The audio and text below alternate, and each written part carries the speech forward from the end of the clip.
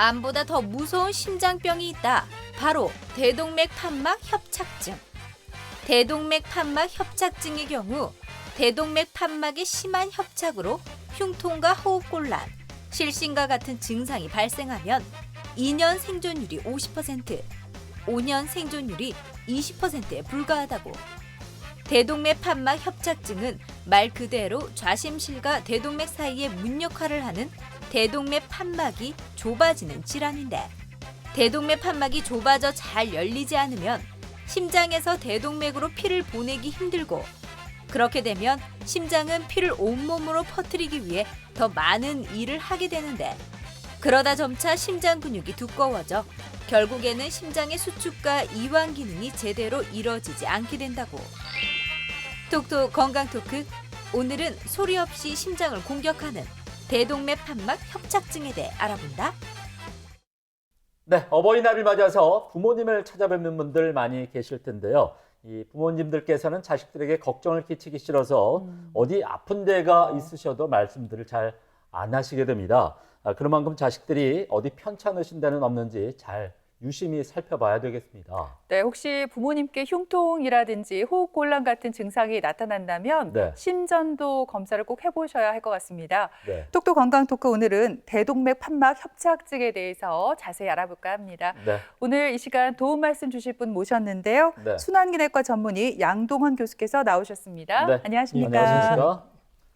그럼 먼저 3분 브리핑을 통해서 심장 판막의 구조를 살펴보고 대동맥 판막 협착증이 정확히 어떤 질환인지 설명을 듣도록 하겠습니다.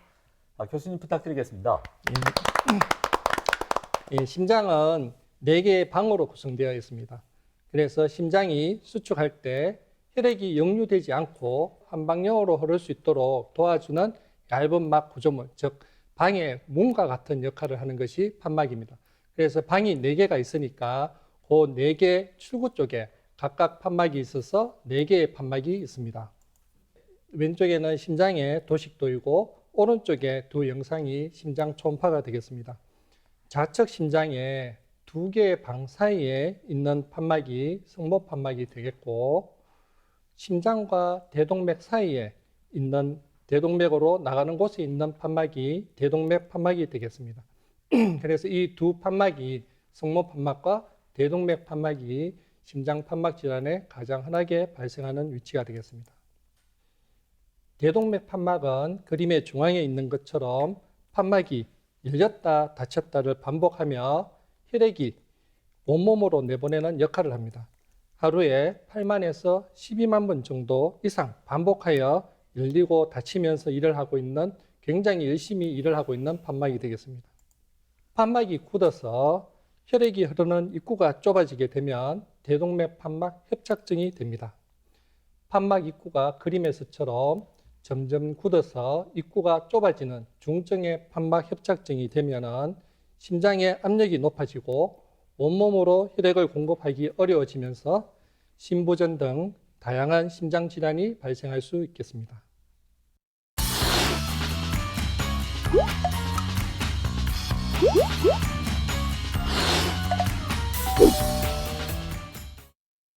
네, 대동맥 판막 협착증이란 심장의 문 역할을 하는 대동맥 판막이 닳거나 좁아져서 굳는 질환을 말한다, 이렇게 말씀을 해주셨어요. 네. 그렇다면 이 대동맥 판막의 이상은 왜 생기는 건지 궁금한데요. 이게 또 노화가 가장 큰 원인일까요? 네, 우리나라가 이제 후진국이나 개발도상국 이럴 때는 류마티스 열과 같은 판막의 감염이나 염증 질환이 가장 많았지만은 최근에는 많이 감소하였습니다. 그리고 두 번째는 어떤 이유에서 가슴에 방사선 치료를 받게 되면은 대동맥 판막이 손상을 받게 되고 협착증이 발생할 수 있습니다. 그리고 세 번째는 대동맥 판막은 앞의 그림과 같이 3개의 여부로 되어 있을 때 압력의 충격을 가장 잘 흡수할 수 있습니다.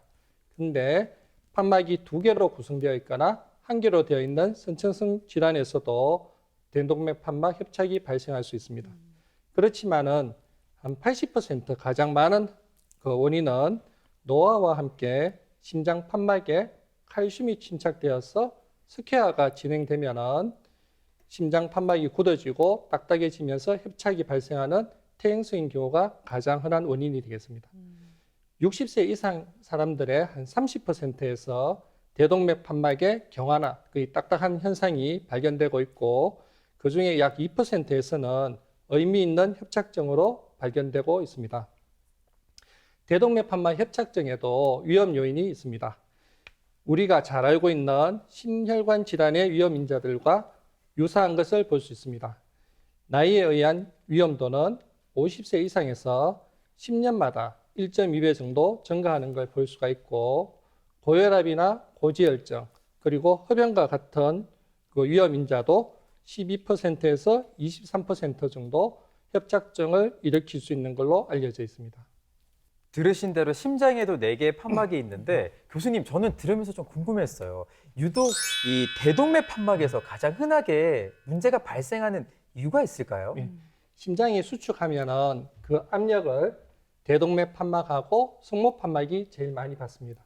이 대동맥 판막은 열릴 때 압력을 받게 되고 승모 판막은 닫힐 때 압력을 받기 때문에 대동맥 판막의 손상을 받게 되면은 협착증으로 진행하게 되고 승모 판막이 손상을 받게 되면은 승모 판막 역류증이 발생하게 됩니다.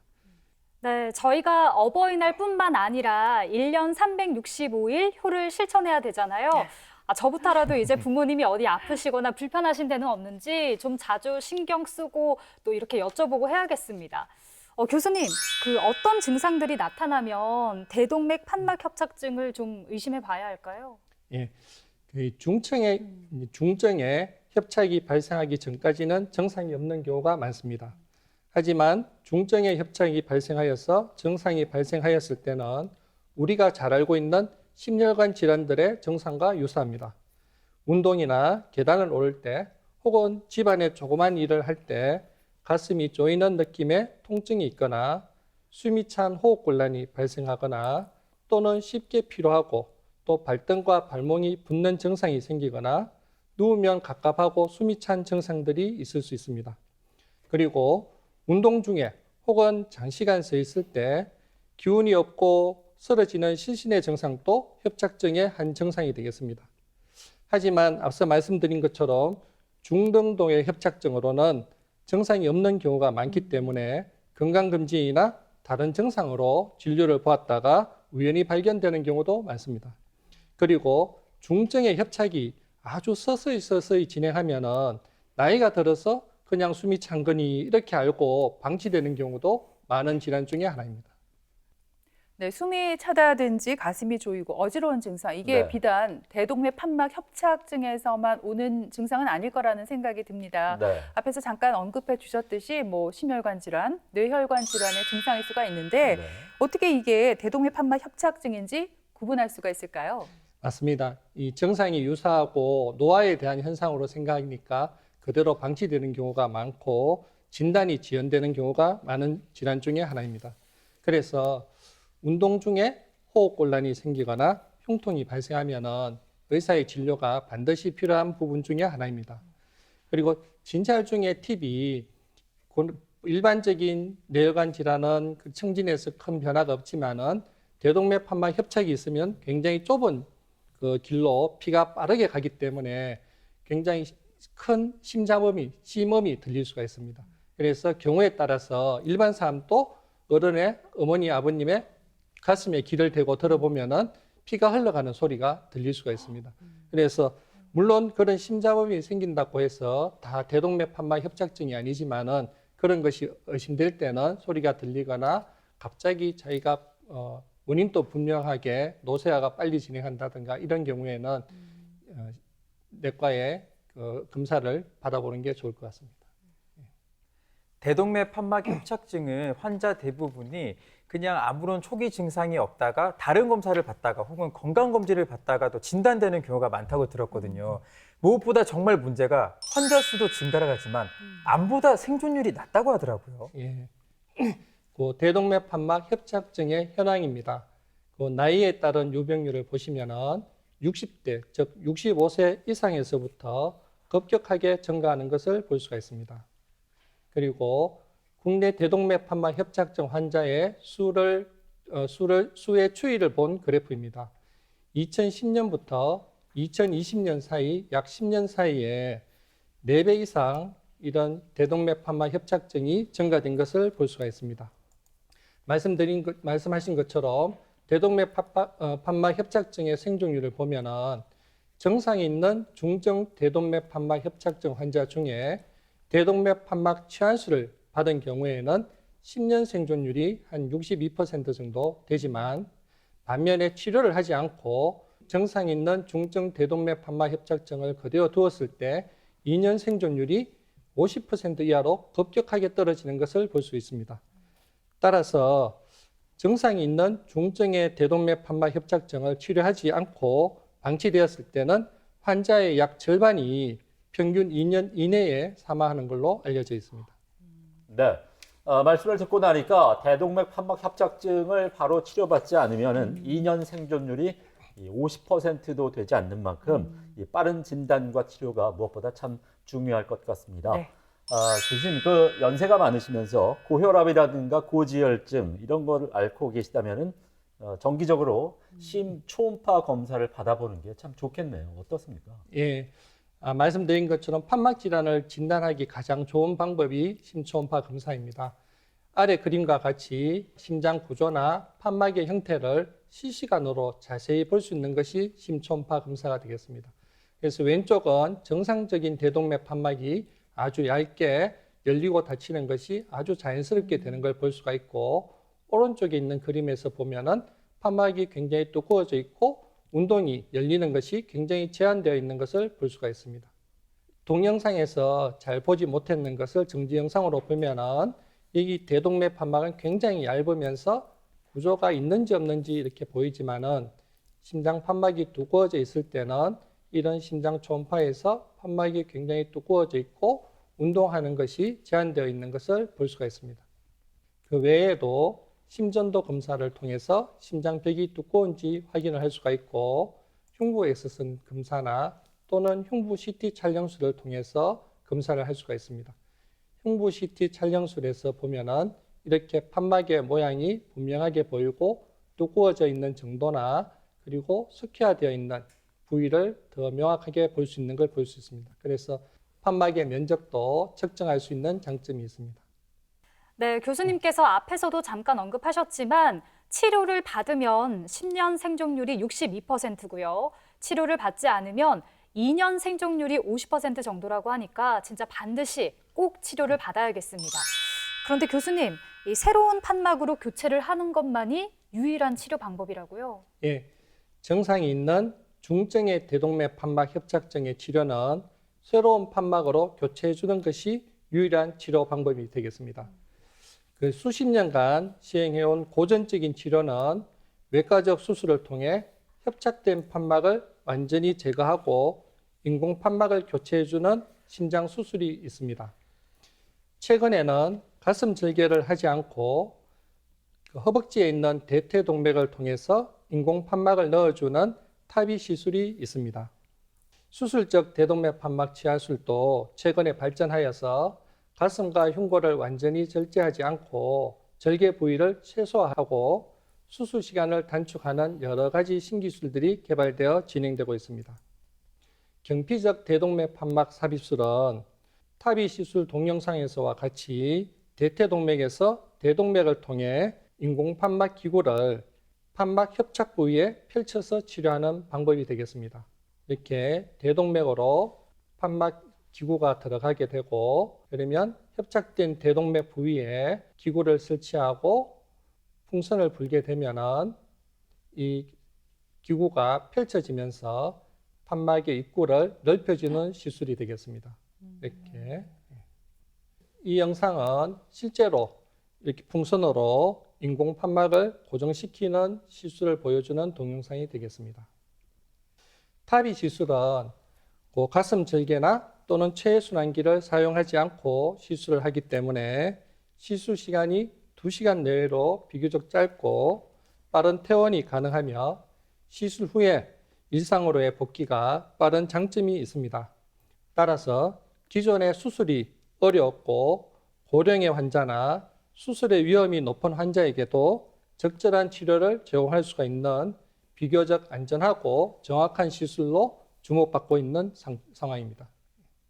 네, 말씀을 듣고 보니까 타비 시술은 개흉도 하지 않아서 시술 시간도 짧고 일상으로의 복귀도 빠르기 때문에 이 환자들의 만족도가 아주 높을 것도 같습니다. 네. 개흉술과 이 타비 시술을 선택하는 기준이 따로 있는지 궁금하고요. 또 어떤 환자들이 주로 이 타비 시술을 받게 되나요? 아마도 앞서 말씀드린 것처럼 수술의 위험도가 높은 고령의 환자들을 먼저 시행하게 되었습니다. 네. 그래서 점차 시술의 방법이나 기구의 그 개선이 높아지면서 시술의 그 장점이 많이 높아지면서 타비 시술을 많이 하게 되는 상황이 됩니다. 네. 그래서 현재 여러 나라에서 지침서에 이런 판막 치료의 지침서에 보면은 65세 미만이고 비교적 수술의 위험이 낮고 그리고 20년 이상 장기간 살 수 있는 사람들은 대부분 수술적인 치료를 먼저 권장을 하고 80세 이상이면서 수술의 위험도가 높고 상대적으로 기대 여명이 10년 전으로 짧은 경우에는 타비 시술을 권장하게 됩니다. 근데 65세와 80세 사이가 중간의 나이가 있지 않습니까? 네. 그 나이는 그 환자가 가지고 있는 특징이나 위험들을 가지고 의료진과 가족들이 상담을 통해서 결정하게 됩니다. 앞에 말씀드린 것처럼 평소에 폐질환이라든가 신장질환이라든가 간질환이라든가 이런 질환들을 앓고 있으면서 내가 수술의 위험이 높을 것 같은 그런 환자분들 대부분은 좀 전에 80세 말씀드렸지만 한 70세 넘으면서 75세가 넘어가면은 그런 위험도가 높아지기 때문에 그런 분들은 가족과 상담을 해서 타비 시술 쪽으로 진행하게 되고 아까 반대로 좀 더 젊으면서 그리고 여러 가지 그 판막 질환 외에 관상동맥 질환이라든가 아니면 대동맥을 같이 수술해야 된다. 이런 경우 같은 경우는 수술적인 치료를 좀 더 권장하게 됩니다. 대동맥 판막 협착증이 의심되면 지체하지 말고 빨리 서둘러 병원 가셔서 정확한 진단을 받아보는 게 중요한 것 같습니다. 교수님, 근데 병원에 가면 과가 참 많잖아요. 어느 과를 찾는 게 맞을까요? 예, 우선 가까운 내과를 찾아가는 것이 가장 좋습니다. 그리고 조금 나으면은 순환기내과를 좀 더 전문적으로 진료를 하는 내과를 찾아가는 것이 좋을 것 같고 이후에 진료나 진찰을 하고 거기서 좀 더 전문적인 진단과 검사, 판정이 필요한 경우에는 아마 상급종합병원을 추천하게 됩니다. 그러면 상급종합병원, 대구에 있는 4개 상급종합병원 모두가 이런 시술을 안전하게 시행하고 있기 때문에 그 의뢰를 받은 병원으로 방문하여서 좀 더 정확한 진료와 검사와 치료 계획을 세우는 것이 좋겠습니다. 네, 대동맥 판막 협착증에 대해서 오늘 자세히 한번 알아봤는데 끝으로 어떻게 하면 예방할 수 있을지가 참 궁금합니다. 네. 일단 담배를 피우고 있다면 하루빨리 금연을 실천하시는 게 좋겠고요. 또 네. 심초음파 검사 정기적으로 받는 게 중요하겠죠, 교수님? 아마 대동맥 판막 질환은 대부분 퇴행성 원인으로 그 질환 자체를 1차적으로 예방하는 것은 쉽지 않습니다. 그렇지만은 우리가 잘 알고 있는 심혈관 질환 예방법, 즉 규칙적인 운동을 하고 좋은 식생활 습관을 유지하면서 지키는 것이 중요하겠습니다. 그리고 이런 중에 운동 중에 앞서 말씀드린 흉통이나 호흡곤란, 시신 등의 증상이 발생하면은 그 내과의 전문의와 상담하는 것을 권장하고 특히 나이가 많은 고령의 경우에는 증상이 없더라도 피로감이 원인 모르게 피로감이 높아지거나 활동력이 급격하게 떨어지는 경우에 이런 비특이적인 증상이 있더라도 진료 및 검사를 받아보는 것이 좋겠습니다. 따라서 이게 정확하고 신속한 진단을 받는 것이 대동맥 판막 협착증으로 인한 심각한 심부전이나 사망에 이르는 것을 예방하는 가장 중요한 방법이 되겠습니다. 네, 지금까지 들으신 것처럼 대동맥 판막 협착증은 치료받지 않게 될 경우 2년 생존율이 50%밖에 안 되는 치명적인 질환입니다. 무엇보다 중요한 것은 초기에 별다른 증상이 없다는 사실입니다. 네, 그렇기 때문에 연세가 많으신 분들, 고혈압, 당뇨, 그리고 만성 콩팥병 환자는 발병할 확률이 높다고 합니다. 정기적으로 심전도 검사, 심초음파 검사 받아보시기 바랍니다. 네. 지금까지 이 시간 도움 말씀에 순환기내과 전문의 양동헌 교수께서 수고해 주셨습니다. 오늘 고맙습니다. 고맙습니다.